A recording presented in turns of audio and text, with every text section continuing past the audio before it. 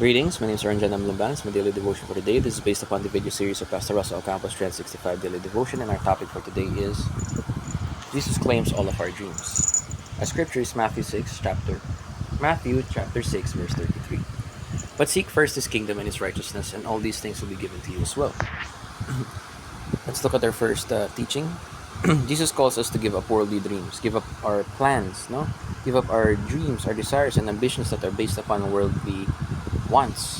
So, madami kasi pwede maging dream, madami pwedeng wants. Ang madalas yung mga dreams natin ay nag-iimpok ng kayamanan or obtaining riches, different types of riches, different types of wants. Could be money, could be gold, could be a good career. Yeah. So, and other riches also could be like yung paying the debts or umahon sa kahirapan, no? And a majority of these times, yung dreams na to, pag worldly based, pwede rin maging worldly rin yung proseso na paano mo makakamit yung dream na yun, yung pangarap na yun. Example, sabihin mo gusto mong umahon sa kahirapan, so nagnakaw ka. So it's not so worldly dreams naman, rather yung dreams or the dreams that Jesus calls us to give up is for the sake na para unahin natin yung kingdom niya. Seek first His kingdom and His righteousness. And that we can see na if Jesus is not the Lord at all, Jesus is not the Lord of all, He is not the Lord at all, no? So, even in dreams, naghahari ang Panginoon. So, yung mga pangarap or mga worldly na pangarap, dapat binibitawan yan. In exchange, or rather, dapat yung prioritize mo talaga yung kaharian ng Panginoon. That is your first and foremost dream and ambition. Na yung Diyos na lang ang bahala magbigay sa'yo na ano pang ibang mga pangarap, ano ibang plano na pwedeng ibigay sa'yo. No?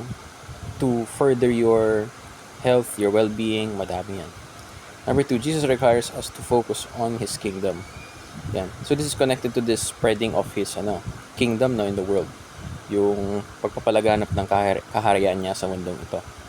So, if you are under God's rule, and you see your family, you see your friends, you see your workmates, you see people around you within arm's reach, yun yung dapat mong i-prioritize. That's what it means to seek first His kingdom. Na pagkatapos ka nang maligtas, pagkatapos mong maintindihan sino ang Panginoon, anong ginawa niya para sa'yo, yung pinaka-next na priority mo, bilang mananampalataya, ay whoever is within your arm's reach is to show them the goodness of God.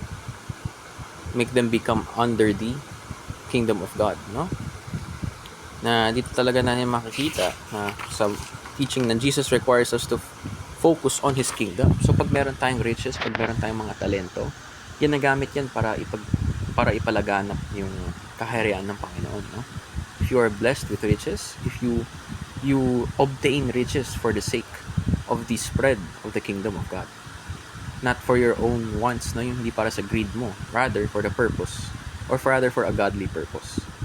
Number 3, Jesus provides everything we need, no? So, tingnan natin yung verse ulit, no? But seek first His kingdom and His righteousness, and all these things will be given to you as well. So basically, unahin muna natin yung kaharian ng Panginoon at siya rin ang magpro-provide ng mga pangangailangan natin. Ayun nga sa verse na binasa natin na makikita natin meron tong condition, no? Na Jesus provides everything we need, no? Basta unahin ang kaharian niya, no? So, ambition, yung condition is wag unahin talaga ang mga yaman sa lupa, pangarap sa lupa. Yung pinaka-prioritization is the spread of the kingdom of God. So, yun lamang. Salamat sa pakikinig and mabuhay.